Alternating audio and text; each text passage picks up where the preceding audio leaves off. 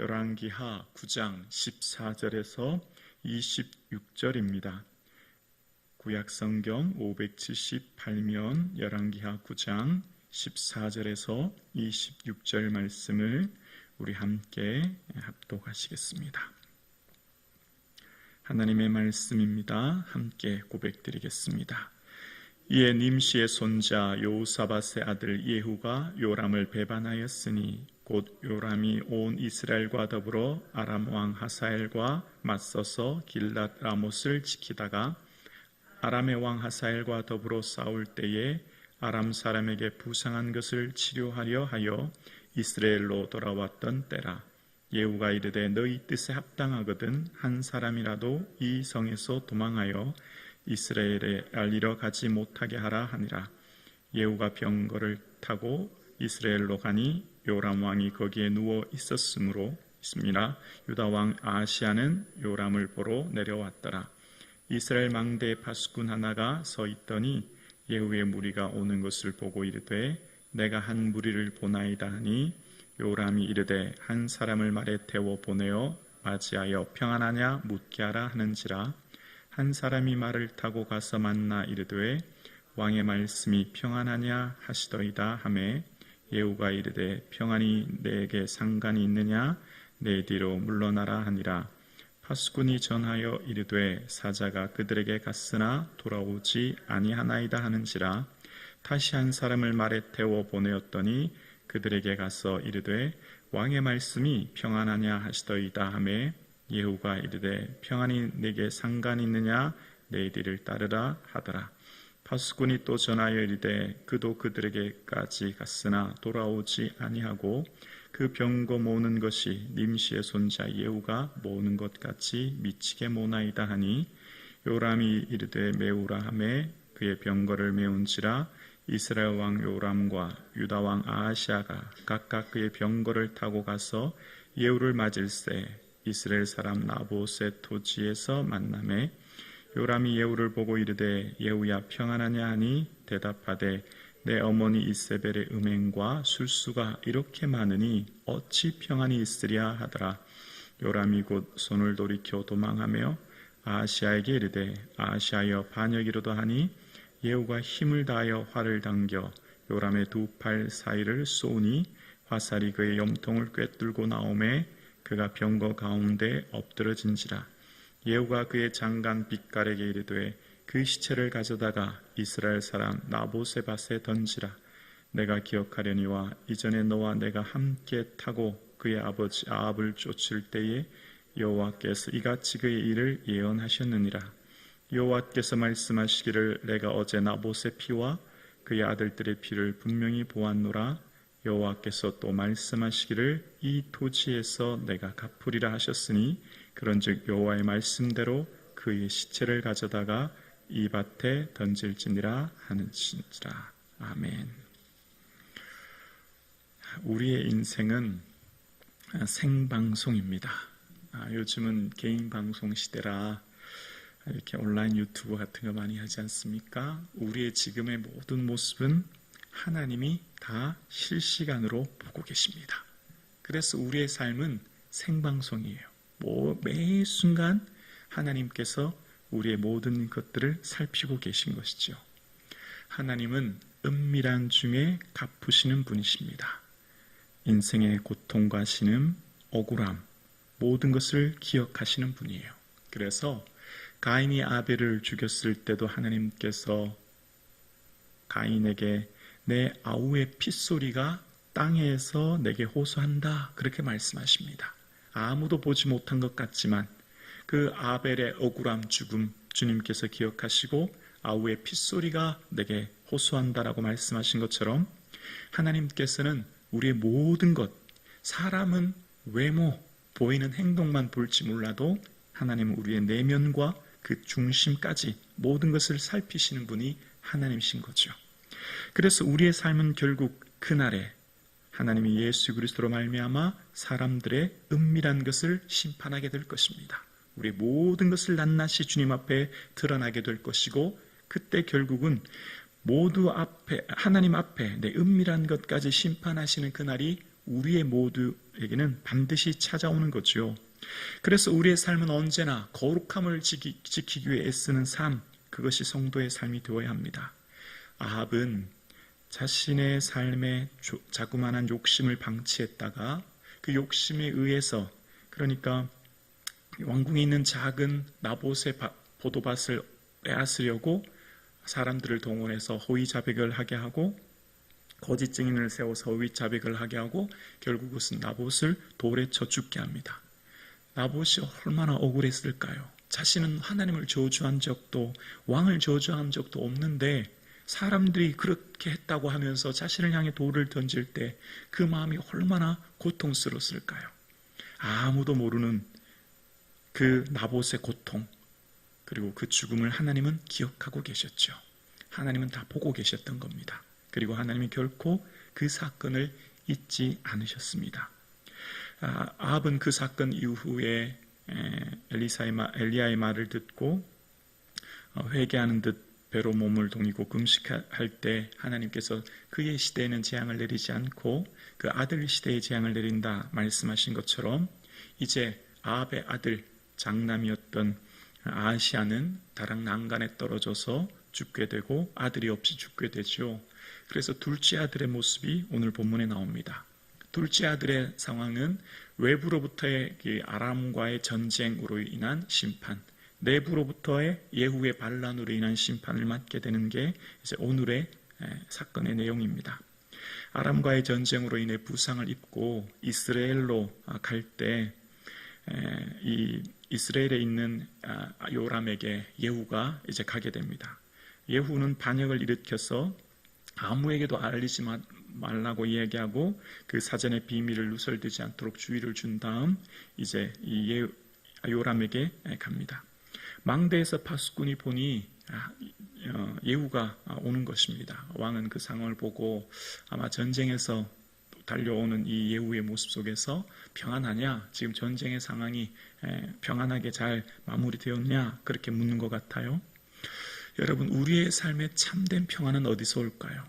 우리의 삶의 참 평안은 오직 하나님으로부터 오는 줄로 믿습니다. 하나님이 주시는 참된 평안은 하나님과 나와의 올바른 관계, 그리고 나와 이웃과의 올바른 관계로부터 모든 평안의 시작이 있는 것이죠. 이런 상황 가운데 평안을 묻던 이 예후, 신하들을 보냈는데, 군사를 보냈는데 돌아오지 않은 겁니다. 또 다른 군사를 보내죠. 계속해서 군사를 보냅니다.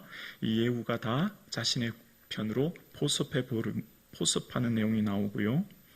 그렇게 하면서 이제 21절에 보면 이런 내용이 나옵니다. 요람이 이르되 메우라 하매 그의 병거를 메운지라. 메우다는 것은 병거를 준비하라 이런 의미거든요.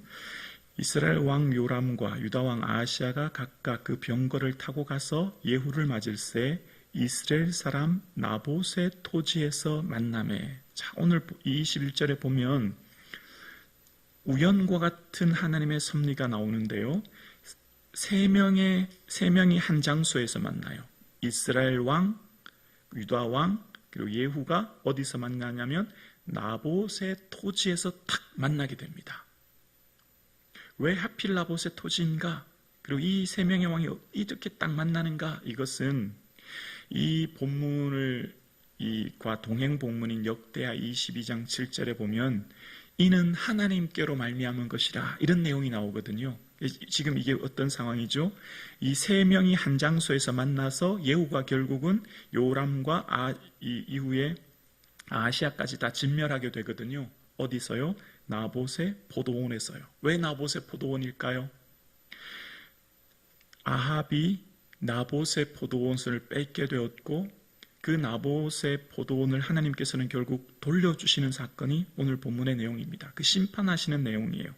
22절에서부터 25절에 보면 하나님께서 예후를 통해 어떤 말씀을 하시냐면 22절에서는 내 어머니 이세벨의 음행과 술수라고 얘기하고 25절에 보면 내 아버지 아합을 쫓았을 때에 라는 모습을 이야기합니다. 내 어머니와 아버지의 그 죄악의 모습으로 인해서 결국 이 심판이 임하게 되었고 그래서 그때 행한 심판이 어떤 것인지를 26절에 이렇게 설명합니다. 26절 보면 여호와께서 말씀하시기를 내가 어제 나봇의 피와 그 아들들의 피를 분명히 보았노라.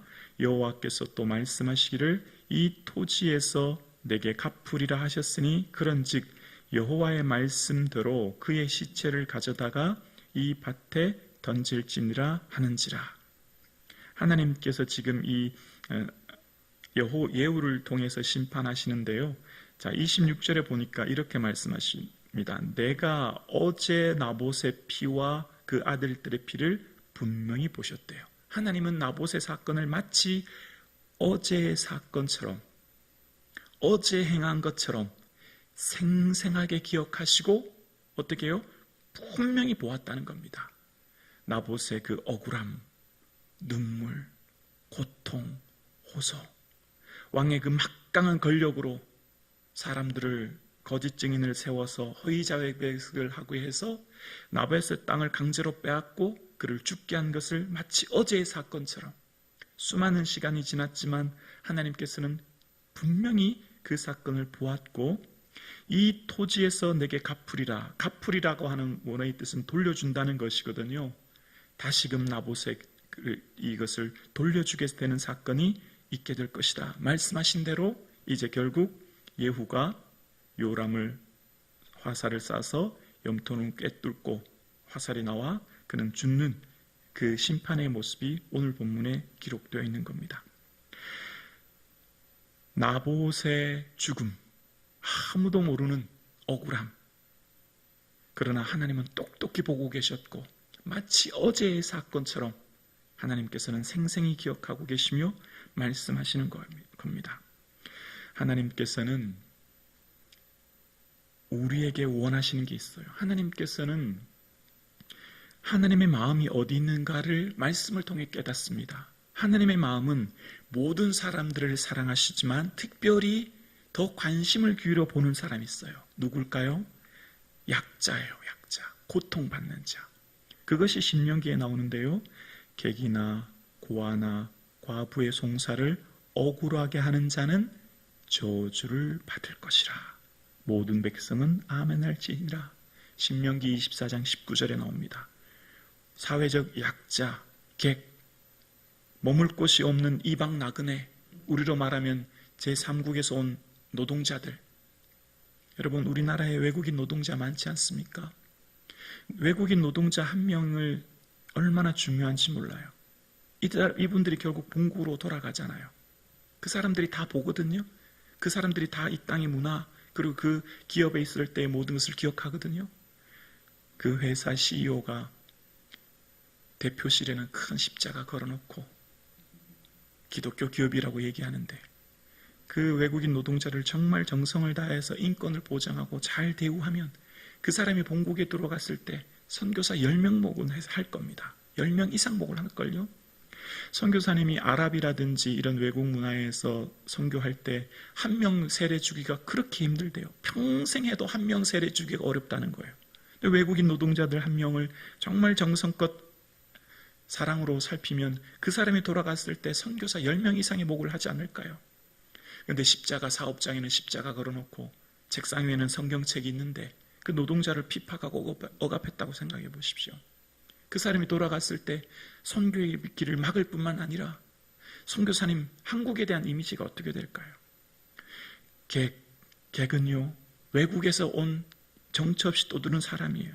고아와 과부는 누굽니까? 이때 당시 과부는 여인은 경제권이 없어요. 경제적으로는 일을 할 수 없어서 경제권이 보장되지 않은 가난한 사람들입니다. 그 사람들의 송사를 억울하게 하면요 하나님이 저주하신대요. 그만큼 하나님은 사회에 고통받는 약자들에 대한 마음이 너무너무 크신 거예요.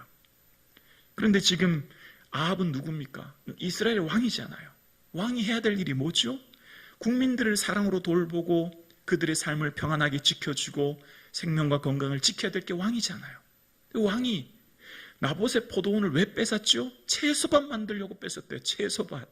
있어도 되고 없어도 되는 거잖아요. 정말 어이가 없어요.